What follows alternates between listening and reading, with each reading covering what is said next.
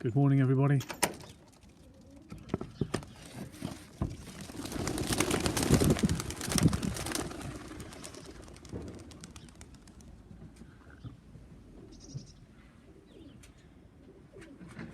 It's a beautiful morning here in Suffolk. Really bad day yesterday. Fog didn't even clear at all day. Felt like I was living in Siberia or somewhere. I don't know.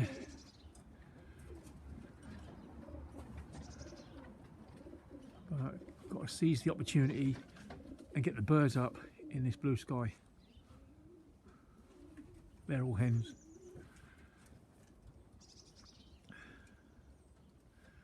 It's absolutely freezing. It was -4 last night. That's what my thermometer said anyway. Right. Yeah. It's messing the grass up totally. Look at that.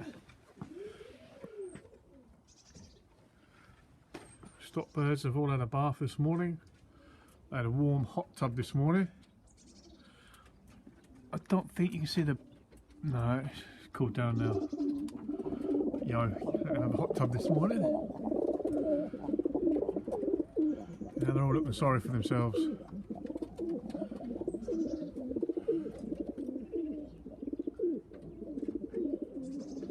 What is the time? 20 to 11. Birds up at 20 to 11 then. Might have to get them down just after dinner because if the fog comes back, they'll be gone. I've done that mistake one year and lost 22 hens in a wanna. Also, a hawk comes along here at dinner time. It's had 1 or 2, I believe. And I lost them other 2 cockbirds the other day, didn't I? I reckon they got scared. Darren Kelly said they probably got scared away. As soon as I let them out, I watched them go, but I didn't see the peregrine or anything, but they disappeared. And like he said, they probably got scared out of the area by a hawk. One returned, I haven't seen the other 2. But there you go. Right. Let's just get a cup of tea. Got a cup of tea on the go here. Look at that. Beautiful. Somebody asked for a loft tour. Can do. It's not a lot to look at really though, to be fair. This is 11. This shed's 11 by 5 feet. I've got 20 individual bird boxes, all with pull-out trays, so you can look at the crap. Just what you want to do in the morning, isn't it? They always flick that barley about that. That's why I give them the barley first, because they always flick it about. Look, every one of these has got a bit of barley underneath. Mind you, the long stringy bits on the end don't help that. So yeah, 20 individual bird boxes for individual feeding and observation and whatnot, and everything you want to do with the birds. You can just feed each bird per box. You know what they're getting, you know what water they're getting, you know what food they're getting, you know what minerals they're getting, you know what grit they're getting. She's in there because she's a bad girl.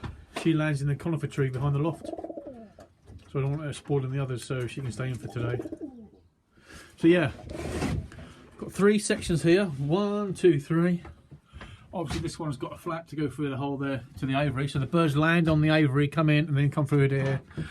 Then 9 times out of 10 I open up the sliding door and then just scare them through, and they go and find a box. They pick a box and then I lock them in the box themselves. Obviously I have to slide the door shut so they don't go back out.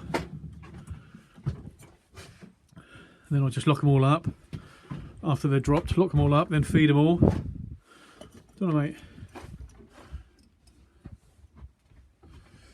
These are stock hens. They're in here because it's a bit of a bigger room actually, and sometimes I can occasionally put them in the top box, then they can go outside and have a bath. But ideally I was going to cut a door in here in this wall, but I've got to move the electric cable, put it on this wall, come up through the floor, I've got to move it onto that wall, and cut a door in there so I can go through to the aviary rather than going outside all the time. Then that way I'd probably just open up the door and scare birds into there, hustle them through into there for a bath if needed.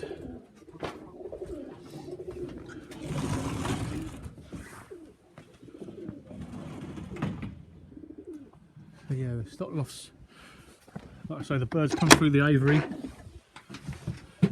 When I drop them, they come in through here, then I feed them on the top or wherever I feed them, then scatter a bit of food on there, they all jump down there, then they go through to there. In the last couple of days I've just been handballing the droppers into that little box there. They've got water in there, they have food, they've got water, need to clean them out. Look. I have to excuse the mess, I ain't cleaned out for 2 days. But that's the flying loft. And over here, them droppers normally live in here. So I've got 6 in there, 6 in there. Just looking for the birds, there they are.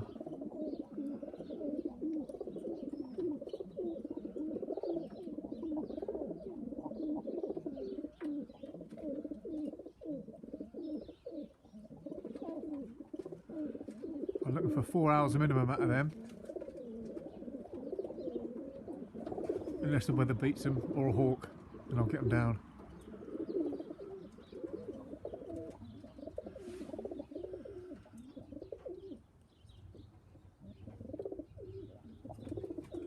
But yeah, right, it's just... And obviously this is the stock loft. There's a silly little aviary I've built that on there for the stock hens to have a bath.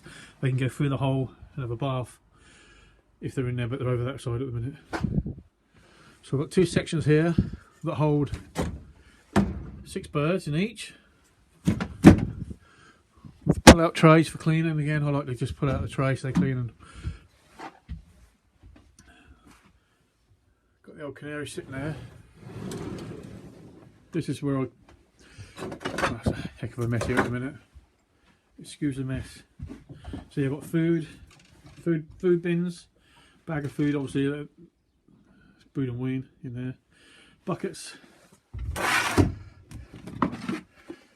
That's just the old white powder. What's in here? Bit of black Niger seed and sunflower hearts. That's mainly for the goldfinches outside, all the wild birds. But I give the old canary some as well now and then. Look, he likes that. Get the lid off now.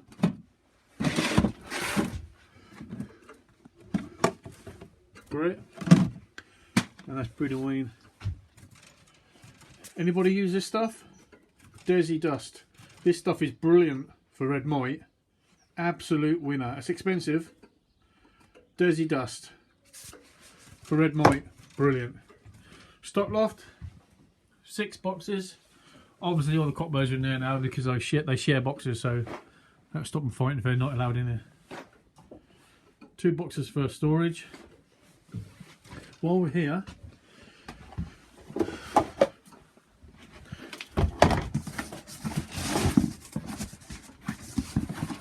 look at this.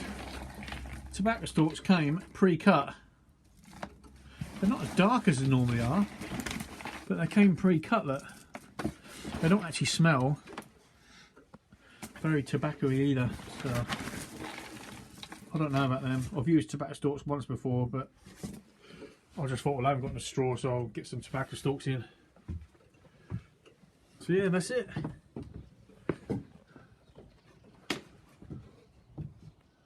That is it. Where's them birds?